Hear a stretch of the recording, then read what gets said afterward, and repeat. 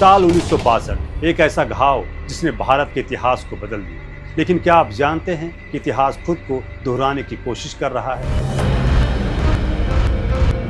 बस इस बार तरीका बदल गया है। चीन आपको केवल सरहद पर नहीं घेर रहा, वो आपको आपके घर के पिछवाड़े में, आपके समंदर में और आपके स्मार्टफोन के जरिए आपके जेब में घेर रहा है। बीजिंग के बंद कमरों में एक नक्शा तैयार किया गया, एक ऐसा चक्रव्यूह जिसका मकसद भारत की आर्थिक और सैन्य रीढ़ की हड्डी को तोड़ना है। इस प्लान का नाम है स्ट्रिंग ऑफ पर्ल्स। लेकिन बीजिंग एक बात भूल गया, यह 1962 का कमजोर भारत नहीं है। यह न्यूक्लियर पावर्ड $5 ट्रिलियन इकोनॉमी की तरफ बढ़ता वो भारत है जिसने ड्रैगन के इस चक्रव्यूह को काटने के लिए नेकलेस ऑफ डायमंड्स का निर्माण कर दिया। आज की इस डीप डाइव वीडियो में हम चीन के इस पूरे सीक्रेट प्लान का पर्दाफाश करेंगे और देखेंगे कि कैसे भारतीय सेना ने चीन की सीमा पर अपनी डेथ ट्रैप बिछा दी।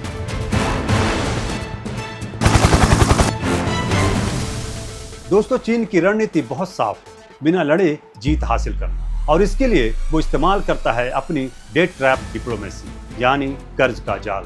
चीन गरीब देशों को इतना कर्ज देता है जो वो कभी चुका ही ना पाए, और फिर बदले में उनकी जमीन और बंदरगाहों पर कब्जा कर लेता है। आइए इस मोतियों के माला के सबसे खतरनाक मोतियों को डिकोड करते हैं। मोती नंबर 1, ग्वादर पोर्ट, पाकिस्तान, पश्चिमी मोर्चे पर नाकेबंदी।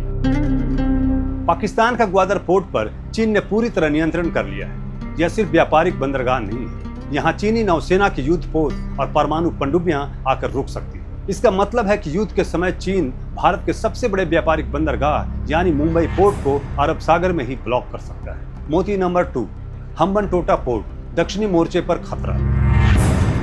दोस्तों, भारत के ठीक नीचे है श्रीलंका। जब श्रीलंका चीन का कर्ज नहीं चुका पाया तो चीन ने हम्बनटोटा पोर्ट को 99 साल के लिए लीज पर ले लिया। फिर चीन ने जासूसी जहाजों को यहाँ भेजा। इन जहाजों की रेंज इतनी ज्यादा है कि हम्बनटोटा में बैठकर पूरे दक्षिण भारत के मिसाइल सेंटर्स और इसरो की गतिविधियों को वो ट्रैक कर सकता था। मोती नंबर 3, क्याओफियो पोर्ट, म्यांमार, पूर्वी नाकेबंदी।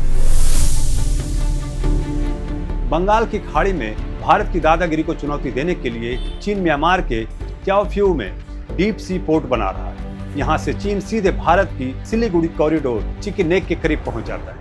दोस्तों, लेकिन चीन सिर्फ बंदरगाह ही नहीं बना रहा, वो हाल ही में बेहद आक्रामक हो चुका है। सैटेलाइट तस्वीरों और ओपन सोर्स रक्षा विश्लेषणों के अनुसार यह पुष्टि हुई है कि चीन ने वास्तविक नियंत्रण रेखा के पास अपने Chengdu J-20 5th generation stealth fighter jets की भारी तैनाती कर दी।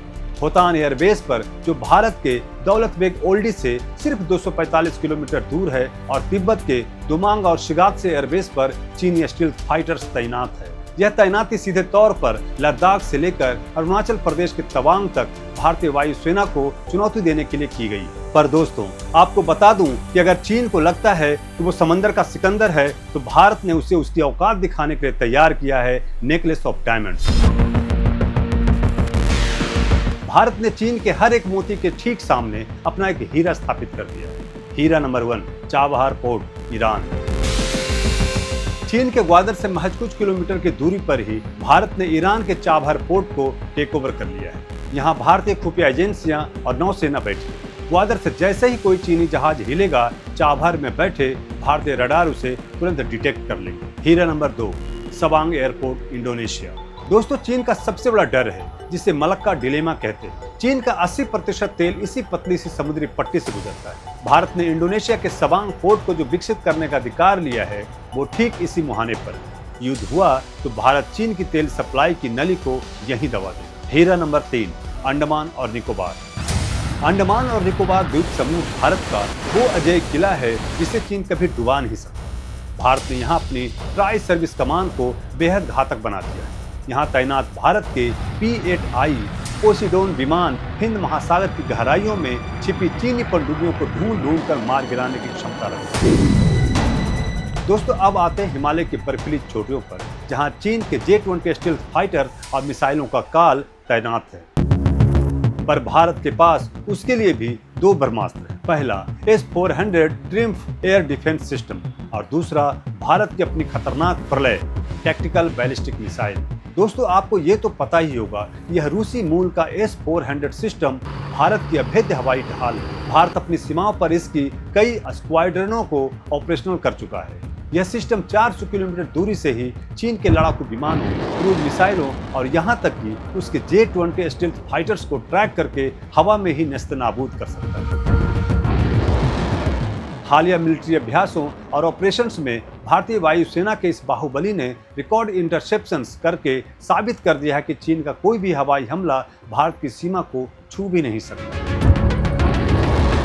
और जहां तक बात है प्रलय की, तो वो भारत का वो तलवार है जो चीन के बंकरों के चीथड़े उड़ा देगी। प्रलय एक solid fuelled short range tactical ballistic missile है जिसकी रेंज 150 से 500 किलोमीटर। इसकी सबसे बड़ी खासियत यह है कि एक क्वासी बैलिस्टिक मिसाइल है, यानी हवा में उड़ते हुए यह अपना रास्ता बदल सकती है, जिससे चीन के किसी भी एयर डिफेंस सिस्टम जैसे S-300 या HQ-9 के लिए इसे इंटरसेप्ट करना नामुमकिन है। चीन की सबसे बड़ी ताकत थी उसका इंफ्रास्ट्रक्चर, लेकिन आज भारत ने उसे पछाड़ दिया है। सेला टनल की शुरुआत के बाद अब भारतीय सेना अरुणाचल प्रदेश के तवांग तक भारी टैंक, मिसाइलें और सैनिक महज कुछ घंटों में पहुंचा सकती है, वो भी जब बाहर -20 डिग्री तापमान हो और भारी बर्फबारी हो रही। भारत ने चीन सीमा पर अपनी माउंटेन स्ट्राइक कोर को भी तैनात किया है, जिसका काम सिर्फ रक्षा करना ही नहीं बल्कि युद्ध की स्थिति में चीन के तिब्बत के अंदर घुसकर हमला करना है। लद्दाख के डेमचोक और दौलत बेग ओल्डी में भारत ने T-20, T-90 भीष्म टैंकों को तैनात कर दिया है। इतनी ऊंचाई पर टैंक तैनात करना किसी भी सेना के लिए एक चमत्कार से कम नहीं। तो क्या चीन भारत को घेरने में कामयाब रहा? जवाब है बिल्कुल नहीं। चीन ने जो मोतियों की माला बुनी थी, भारत ने उसे एक एक करके तोड़ दिया। आज का भारत रक्षात्मक नहीं बल्कि आक्रामक रक्षा की नीति पर चलता है। लद्दाख की बर्फीली वादियों से लेकर हिंद महासागर की अगाध गहराइयों तक भारत की आंखें ड्रैगन की हर एक हरकत पर टिकी। चीन का चक्रव्यूह बड़ा हो सकता है, लेकिन भारत का पलटवार अचूक है।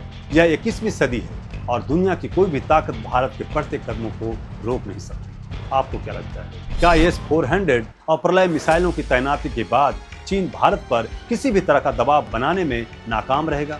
अपनी राय कमेंट में जरूर लिखें। और अगर यह वीडियो आपको पसंद आया हो, इस वीडियो को लाइक करें, शेयर करें और इस चैनल को M26 को सब्सक्राइब करना बिल्कुल ना भूलें। जय हिंद, जय भारत, धन्यवाद।